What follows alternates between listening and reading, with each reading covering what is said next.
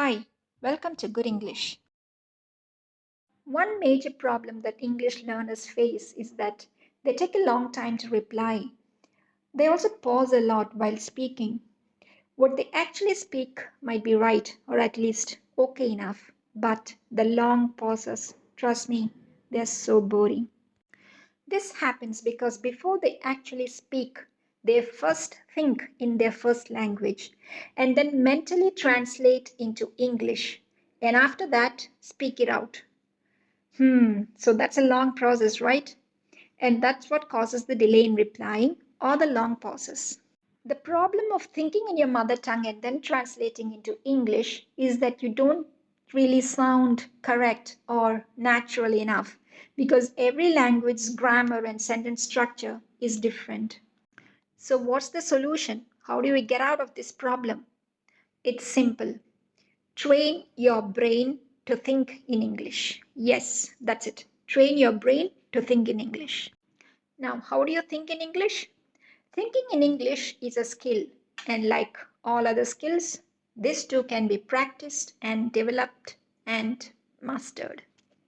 Today, we're going to learn 3 exercises that will help you stop translating in your head. These exercises will help you think in English and become more fluent. So, without further ado, let's get right into it.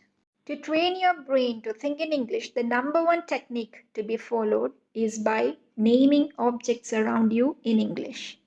This is the best way to develop this skill because as you register as many objects as possible into your brain, the next time you need them, it comes to you fast and handy.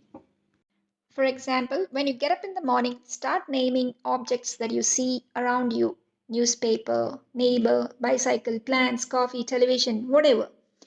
Be a little fast here. Don't think too much. Just think in English and keep naming.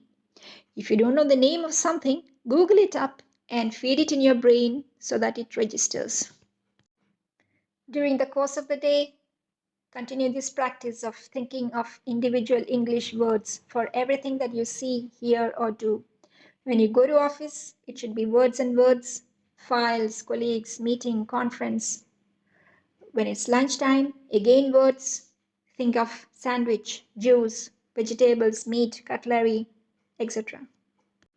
As experts say, it is always best to start small. So try to register as many words as you possibly can till you no longer have to think before you speak.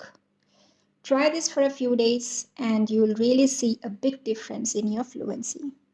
The next technique is to narrate what's happening around you.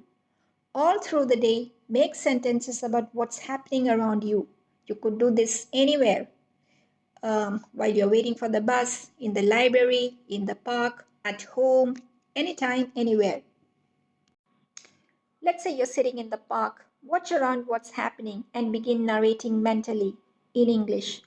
Talk about the people, the children playing, the beautiful plants and trees, the climate, anything, all in a sentence format. Example, the kids are playing happily. There are a lot of joggers today. It's a nice climate today. It looks like it won't rain. Wish I had someone to talk to. This will train your brain to think in English and to think fast too. That is important, right? We don't want long pauses. As you do this, don't think in your native language and then translate into English and all those stuffs. Just think in English and mentally say it in English. As you keep practicing, you will collect more and more sentences for daily situations. Keep practicing over and over and make it a habit. Another very powerful technique is to recap your day.